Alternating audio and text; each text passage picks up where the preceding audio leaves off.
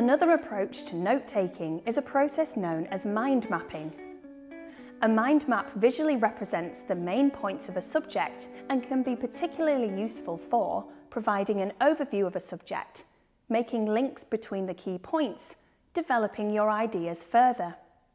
Mind maps can be used to combine information in one easy-to-read document, making it easy for you to quickly identify key information to be used, such as headings and examples. They are a useful tool to use at many different stages of the assignment process, especially during the planning and revision stages. Mind maps generally feature the main topic in the middle of the map, with key points and topics surrounding it. Branches can then form off these key points and topics to outline information specific to them. As mind maps are visual tools, they allow for plenty of personalisation. You can use whatever shapes, styles and colours you wish to when producing your mind map. You can even include pictures. It is worth noting that there are some dangers to producing a mind map.